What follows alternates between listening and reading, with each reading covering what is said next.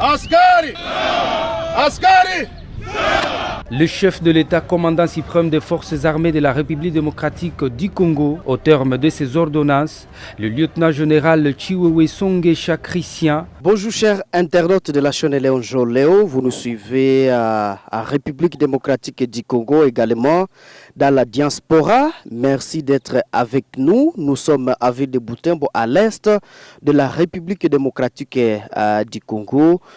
Vous savez bien, le président Félix-Antoine Tshisekedi Tshilombo a nommé le chef d'état-major qui est Christian Chiwewe Songesha à la tête donc de l'armée FARDC. Chiwewe, il était né à Lubumbashi le 27 octobre 1968. Christian Chiwewe Songesha est originaire donc de la province Lualaba. Et Christian Chiwewe, il a fait la formation au Soudan et donc après le départ de Mobutu. Christian Chiwewe n'a jamais travaillé à l'est de la RDC, mais voilà, il est à la tête de notre armée, un remplacement du général Célestin Mbala. Nous sommes avec vous, monsieur Charles Lwanga, vous êtes analyste pro-démocrate. Bonjour et bonne arrivée. Merci beaucoup Léon Joléo. Nous sommes très contents encore de participer à ces débats, combien citoyens et démocrates. Et nous remercions tous les internautes et téléspectateurs de la chaîne Léon Joléo. Nous sommes là, effectivement, pour mener cette analyse avec vous sur la nomination du général Christian Chiwewe à la tête de l'état-major du FARDC. Nous sommes Mme Penzi Manzokel à la présentation. Oui, merci avec vous, Charles Lwanga. Vous êtes analyste, vous suivez de près et de loin la situation de la RDC. C'est les trois que le chef de l'État, Félix-Antoine Tshisekedi Tshilombo, a nommé Christian Chiwewe à la tête de notre armée. Comment appréciez-vous les changements opérés au niveau de la haute hiérarchie de l'armée républicaine?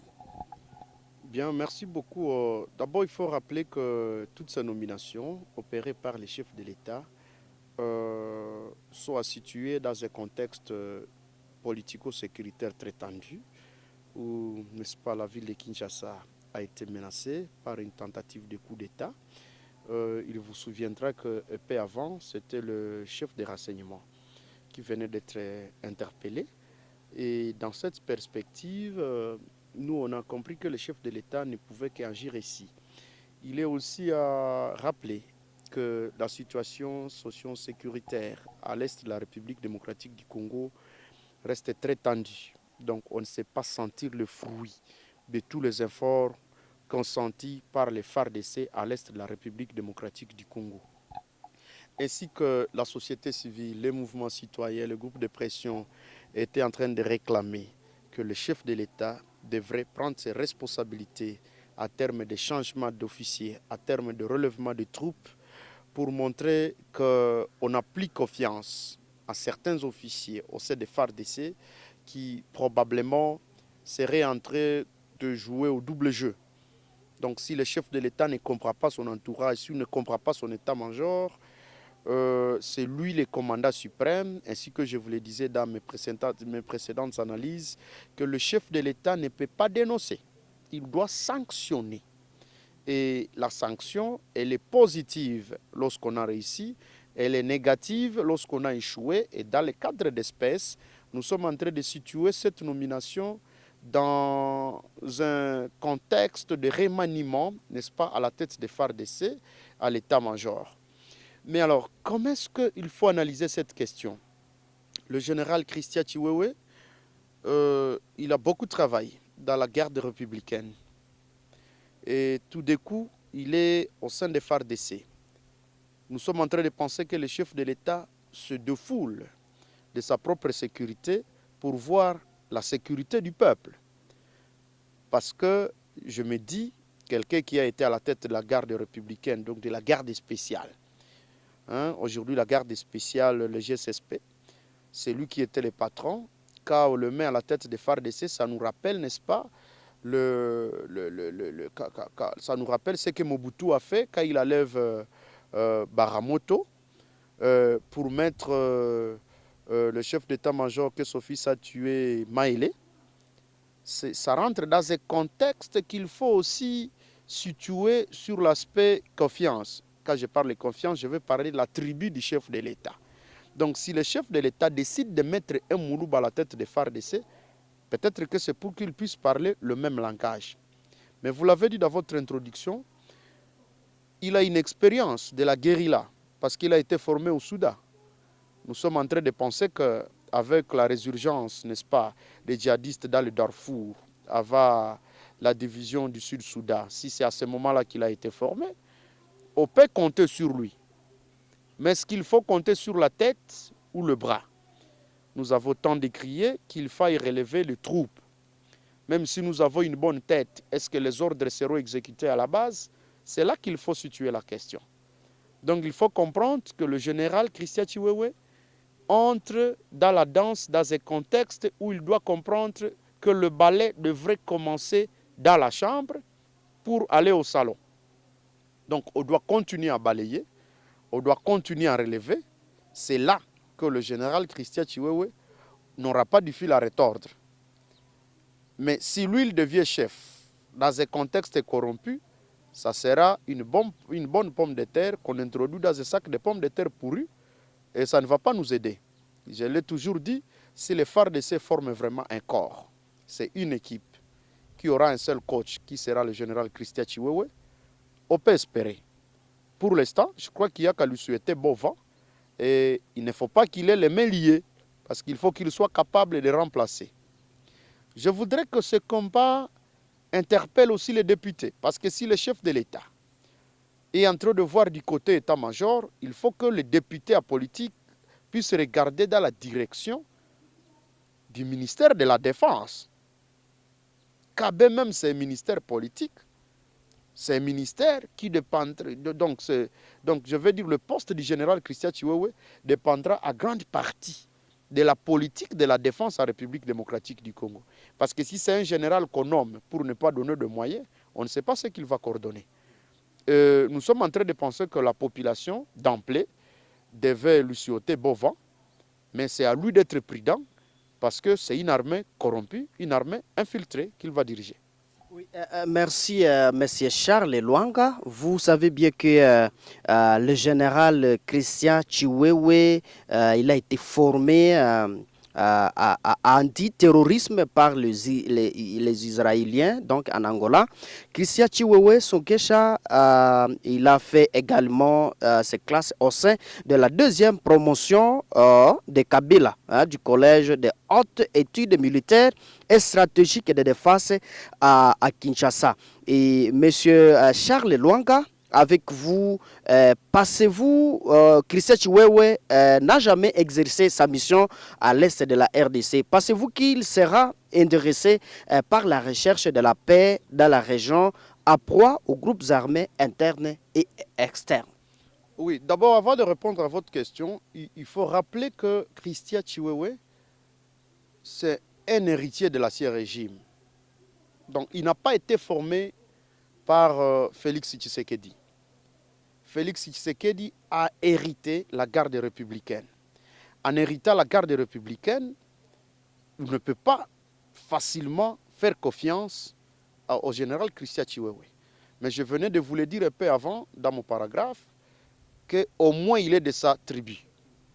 Cela signifie que si on lit l'histoire de l'armée, tous les présidents du monde s'entourent de généraux, s'entourent de personnes de confiance. Et dans les cadres d'espèces, les Moulouba, les Balouba, ils se trahissent rarement.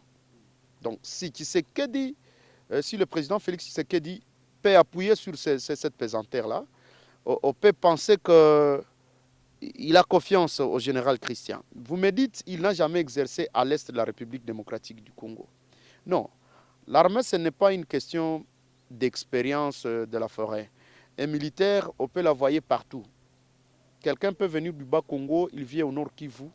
S'il a seulement l'expérience de la jungle, s'il a l'expérience de la guérilla, et ce que je vous l'ai dit, s'il a été formé contre le terrorisme, Donc il va très rapidement comprendre le modus operandi de l'ennemi parce qu'il s'y connaît. Je vais vous rappeler que Boko Haram travaille avec El-Shabaab. El-Shabaab travaille avec Al-Qaïda. Et les Andefnalou, plusieurs fois, ils ont montré qu'ils peuvent être, n'est-ce pas, en relation avec tous ces réseaux mafieux de terroristes. Cela signifie que s'il a compris seulement le modus operandi d'un seul groupe, il peut s'y adapter. Vous dites qu'il n'a jamais travaillé à l'Est. Ce n'est pas à lui de faire le front. C'est juste un commandant. Cela signifie que si lui adapte ses troupes à ce mode opératoire de l'ennemi, il aura changé quelque chose dans les FARDC. C'est d'ailleurs ce qu'on décriait dans la société civile qu'il fallait une unité spéciale au sein des FARDC qui comprennent le mode opératoire de l'ennemi. Parce que lorsque vous vous êtes habitué à l'infanterie et que l'ennemi est en train de travailler dans la guérilla, vous aurez tendance à appliquer la loi de guerre alors que la capacité, donc la victoire des militaires, c'est sa capacité à s'adapter à son ennemi. Donc si vous continuez à suivre la loi, dans une guerre où il n'y a ni foi ni loi, on va vous vaincre. Mais si le général aura compris cela, je crois qu'il aura créé des unités spécialisées, des unités d'infiltration. Donc il va vraiment user de son expérience comme militaire, de surcroît du combat de la guérilla avec les terroristes. Je crois que ça peut aider tant soit peu les FARDC. Mais le plus grand défi au sein des FARDC reste le renseignement militaire. Aussi longtemps qu'il va laisser les mêmes renseignements militaires, je crois qu'il aura vraiment du pain sur la plage. Qu'à cela ne tienne, dans ces mariages civilo-militaires, que les FARDC continuent à négocier auprès de la population, si on continue à tenir compte des alertes de la société civile, des mouvements citoyens, des groupes de pression, qu'on intervienne à l'heure, je crois qu'on peut juguler la question. Surtout s'il y a des moyens disponibles. On peut réussir la question, encore si on travaille avec détermination et avec des Congolais. Parce que je l'ai toujours dit, l'armée de la République démocratique du Congo est infiltrée du sommet à la base. Donc si on essaie de mettre de côté tous ces déchets, qui sont à l'intérieur, si on les remet dans les garages à terme de position, mais que ceux qui se battent soient vraiment des Congolais, des patriotes, des nationalistes, on peut vraiment faire confiance à ces commandants. Oui, merci. Je rappelle que vous êtes Charles Lwanga et Sondriria, hein, et vous êtes analyste pro-démocrate ici à Butembo, à l'est de la RDC. Vous savez bien, ça fait déjà 8 ans que le massacre s'accentue dans l'est de la RDC. Pendant ce temps, les changements ne font que s'opérer chaque jour. Quelle garantie pour le retour de la paix, M. Charles? Oui, d'abord, il faut rappeler que ces changements n'ont lieu que sur le terrain des opérations. Donc, il n'y a que le dirigeant des opérations Sokola 1 qui sont seulement changés. Aujourd'hui, nous sommes, je crois, si pas au 13e ou 14e. Alors qu'il ne suffit pas de changer seulement ces gens. Parce que les militaires, c'est quelqu'un qui travaille jour et nuit. C'est quelqu'un, c'est un homme, c'est un être humain. Il se fatigue. Le militaire a besoin de repos. Il a besoin d'être relevé. Il ne peut pas rester dans un champ de bataille pendant longtemps. Donc, pour qu'il y ait réellement retour de la paix, nous l'avons toujours dit plusieurs fois. Au-delà de ces changements à la tête, nous devons entrer dans les changements au niveau des opérations. Nous devons associer ces autorités de l'état de siège au commandement. Aussi longtemps que ces autorités de l'état de siège sont restées dans l'administration, on ne sait pas les sentir sur terrain. Vous vous imaginez par exemple, lorsque les bombes artisanales commencent même à éclater dans des villes. Cela signifie que même l'autorité de l'état de siège ne sait plus prévenir. Il n'est plus associé aux opérations. Parce que si on avait un renseignement, ici que je l'ai dit, si on avait un renseignement, on serait en train de prévenir parce que gouverner, c'est prévoir. Est-ce que le retour de la paix sera là? Je ne peux pas faire un pronostic négatif parce qu'il n'y a que ça ce que nous attendons. Le retour de la paix est conditionné par plusieurs mamelles que nous devons têter. Je viens de dire, les militaires doivent être à l'aise sur le terrain. Ces commandants-là devraient s'appesantir sur des questions logistiques. Lorsque vous observez seulement nos militaires, vous comprendrez que ce n'est pas assez à terme d'armement. Lorsque même les Nations Unies disent que nous sommes incapables de vaincre le M23 parce que nous n'avons pas la logistique nécessaire. C'est ça les défis, c'est ça les grandes questions. On devrait éviter de politiser la guerre. Donc cette guerre des médias que nous sommes en train de suivre, où les radios locales, les télévisions sérieuses disent d'autres chiffres et que la radio des FARDC disent le contraire, ça semble minimiser les efforts, n'est-ce pas, des militaires sur terrain. On devrait, n'est-ce pas, éviter de ne pas activer la justice contre ces militaires qui sont en train de trahir l'armée. Comment pouvez-vous comprendre qu'au sein des FARDC, nous avons des militaires qui ont trahi, mais on se contente seulement de les changer. Vous pensez que ces changements opérés à la tête des FARDC ne devrait que rester un changement de commandement ou de relève? Ça signifie qu'il y a une anguille sous roche qui montre que le général Mbala Moussese n'a probablement pas bien son travail. S'il n'a pas bien fait son travail, mais qu'attend la justice militaire? Parce que c'est là que seulement la population devrait se dire, si nous mettons les bandits sur le plateau, ils seront traqués. Mais si dans ces pays on continue à sanctionner les gens administrativement et sur le plan juridique il n'y a rien qui marche, ça s'appelle l'impunité. Ça va continuer comme ça, les militaires vont continuer à se comporter comme ils veulent, parce que l'exemple vient d'en-haut. Si les autorités militaires continuent à se comporter comme ils veulent, alors ces militaires des rangs ici, ils vont trouver que c'est ça le chemin à suivre. Nous sommes en train de penser qu'à marge d'activer la justice militaire, ces mariages civilo-militaires devraient être exploités. Un mariage a toujours un régime. Comment on parle de mariage civilo-militaire quand il s'agit de balayer le goudron? Mais lorsqu'on nous dit que l'ADF est entré à la ville de Butembo et que les jeunes ont aidé à attraper 2 ou 3, on ne sait pas les féliciter. Parce que c'est ça aussi le mariage. Ces régimes-là, on devrait les définir pour que nous comprenions est-ce que les civils seront armés pour participer à la guerre. C'est ça les régimes qu'on devrait comprendre. Est-ce que nous serons dans la communauté des biens où nous aussi nous allons accéder au cas des militaires pour que nous ne soyons pas appelés ennemis? Parce que c'est aussi ça. Lorsque nous sommes en train de nous écarter du vrai ennemi qui est pourtant commun, et que nous nous entretuons entre civils et militaires, policiers et civils, c'est ce qui ne nous avance pas. Nous sommes en train de penser que l'armée devrait activer ces leviers de mariage civilo-militaire de manière concrète. Je voudrais ici, n'est-ce pas, paraphraser le ministre Nzangi qui a parlé de l'autodéfense. C'est là que l'armée devrait, n'est-ce pas, le ministre de la Défense devait former un projet de loi sur ce caractère autodéfensif, où carrément les députés devraient faire une proposition de loi sur ces caractères pour le marier avec cette nomination, pour conjuguer une fois pour toutes cette insécurité. C'est en fait toutes ces questions qu'il faut suivre de très près et comprendre si ces nominations nous seront réellement utiles. Au-delà, si on ne fait pas tout ce qu'on est en train de faire comme analyse ici, je pense que toutes ces nominations risquent seulement d'être une lettre morte qu'on a vu juste venir jeter dans un ravin. Merci Charles Luanka. Merci d'intervenir sur notre chaîne Léon Joléo.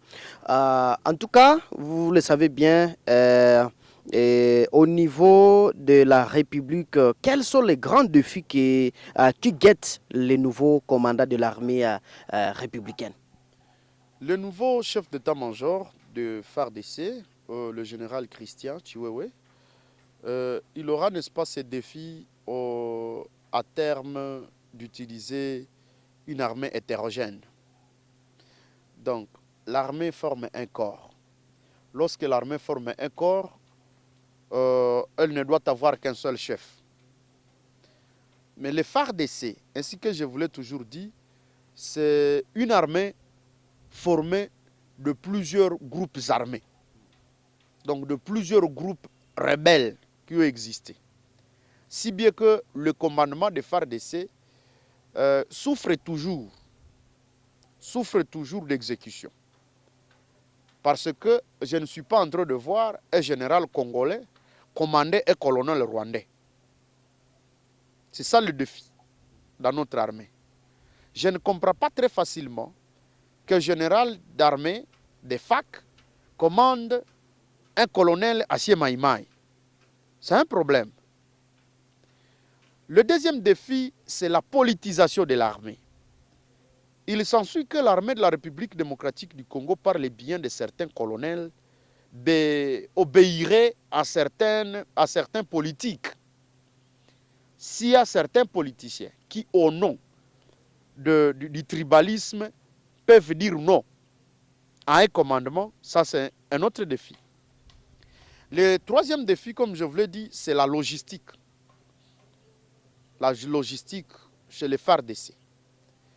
Il se pourrait que les FARDC soient déjà infiltrés par des gens qui donnent aux autres groupes armés la vraie logistique des forces armées de la République démocratique du Congo. Ça, c'est donc une chambre qui serait fermée. Donc, au-delà, Dieu merci que le chef de l'État a aussi nommé à la logistique des FARDC un Congolais. Donc, si l'ancien porte-parole des FARDC est nommé à la tête de la logistique, c'est que le chef de l'État comprend de plus en plus la situation. Le troisième défi, c'est la disponibilité de moyens.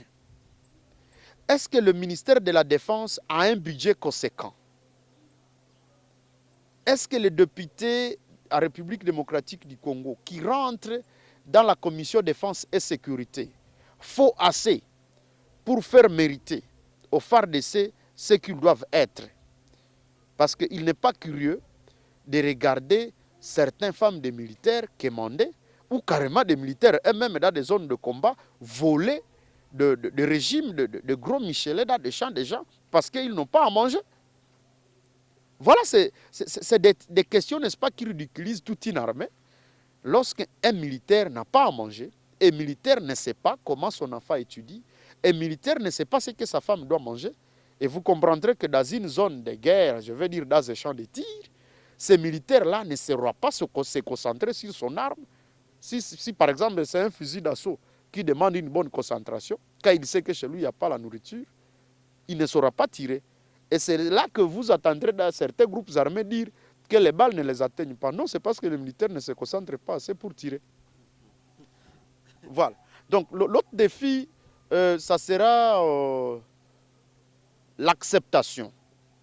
L'acceptation, n'est-ce pas, du mariage civilo-militaire. Que fait le FARDC pour montrer à la population, aux groupes de pression, à la société civile, que nous devons mériter leur confiance dans la mesure où les militaires tirent facilement sur les civils à cause d'une cigarette dans les zones sous insécurité. L'autre défi, c'est ce programme de désarmement et de réinsertion qui tarde à venir, où les groupes armés sont restés à mettre, surtout à l'Est, où les groupes armés se comportent à mettre, ils ont pris la place du gouvernement, où la rébellion du M23 est là. Bon, on ne sait plus comprendre ce que prévoit le gouvernement par rapport à ces programmes parce que nous sommes fait mandat. Ce programme prendra effet que le jour. On ne sait pas comprendre ce que le gouvernement pense parce que personne ne communique. Vous posez la question au gouverneur, il dit ça rentre dans le compte du gouvernement central. Cela signifie qu'eux aussi sont en train de subir des commandements qui viennent d'ailleurs, ils ne comprennent rien de ce qu'ils doivent faire. Voilà un peu les défis auxquels devrait s'attendre le nouveau chef d'état-major Christian Kiwewe. Et s'il réussit à convaincre le gouvernement, je crois que nous n'avons qu'à lui souhaiter bon vent. Oui, merci. Avez-vous un message en particulier adressé au chef de l'État, adressé au général Chiwewe et adressé aussi au peuple congolais? Le message spécial que je puis accorder au nouveau chef d'état-major, c'est matérialiser la promesse du chef de l'État. L'installation du quartier général. L'état-major, donc les QG de l'état-major général de FARDC, devrait être installé à Béni pour qu'ils comprennent la situation. Parce que ainsi qu'on vient de les nommer, avec ces défis de forces régionales, comment est-ce qu'il va se comporter? Avec la présence de UPDF, comment est-ce qu'il va se comporter? S'il devrait venir sur terrain et comprendre la question dans une gouvernance sécuritaire de proximité, cela lui valerait plus. Parce qu'il y a des informations qui sont sur terrain que lui peut-être il comprend entrecoupé, mais qu'il devrait comprendre directement. Parce que je vais rappeler que toutes ces recommandations qui tardaient à venir, qui viennent d'arriver, Ce sont des recommandations de la société civile et du groupe de pression depuis pratiquement 2 ans. Donc tous ces mondes qui sont morts, sans tenir compte de cette nomination, ils sont morts pour rien, ou ils ont été sacrifiés. Quel est le message que moi je peux adresser au chef de l'État, Félix Tshisekedi? Le président de la République devrait cesser d'être bureaucrate. Il devrait cesser d'être politique. Je sais que le président a la prérogative de dire « je n'organise pas des élections avant la fin de la sécurité ». Mais aussi longtemps qu'il est en train de penser qu'il doit suivre 99 moutons et laisser un seul brebis qui est perdu, le chef de l'État est en train de se perdre. Parce qu'il est clair que lorsqu'un berger, le chef de l'État, s'il se comporte à berger et qu'il a 24 provinces qu'il dirige convenablement, il n'a qu'à les laisser aller parce que ce sont de brebis qui sont à l'aise. Il n'a qu'à se concentrer sur les 2 brebis galeuses. Je vais parler de la province du Nord Kivu et celle de l'Ituri. Parce que nous risquons de contaminer Bukavu, la province du Sud Kivu. Et s'il ne fait pas très attention, il risque aussi de perdre la province du Maniema. Parce que nous partageons les mêmes frontières. S'il regarde ce qui se passe à Centrafrique, avec la tentative, n'est-ce pas, d'enlèvement de l'ambassadeur, ça signifie que les Mbororo peuvent aussi nous attaquer par le Soudan. Et donc, c'est l'Est qui a proie à la sécurité. Donc, le chef de l'État devrait continuer à considérer la question en tant que telle. Donc, il doit cesser de se comporter comme civil. Il doit continuer à se comporter exactement comme commandant suprême des FARDC. Le chef de l'État ne doit pas continuer à dénoncer comme un père de famille qui dirait que son fils ne se lave pas. C'est très ridicule. Donc, voilà un peu les histoires auxquelles le chef de l'État serait confronté. D'ailleurs, si le chef de l'État venait au Nord Kivu et qu'il restait seulement à Goma et qu'il prenait l'expérience de Constant Ndima Kongba, le gouverneur de la province du Nord Kivu, il comprendrait autrement la question. Parce que le gouverneur Constant Kongba Ndima, ce n'est pas ce constat que nous avons vu quand il descendait de son avion à provenance de Kinshasa. Aujourd'hui, il a changé, il a compris que la guerre est ailleurs et que c'est une guerre d'agression et que c'est le Rwanda. Donc le chef de l'État doit cesser de rire avec son ennemi. Il doit agir parce que qui n'agit pas est idiot. Voilà. Okay. Merci, nous sommes pratiquement à la fin de notre entretien. Nous vous disons merci d'avoir accepté notre invitation, M. Charles Luanga Sondiria. Merci beaucoup, Léon Joléo. J'ai été très content d'être invité par votre chaîne. Merci à tous les téléspectateurs de Léon Joléo. Continuez à nous suivre sur YouTube. Léon Joléo, vous faites la fierté de notre province. Merci à chers internautes de la chaîne Léo. Merci d'être avec nous. Abonnez-vous massivement pour ne pas manquer de nos prochaines vidéos. Je suis Mwana Mpenzi Manzokile à la présentation. Au revoir.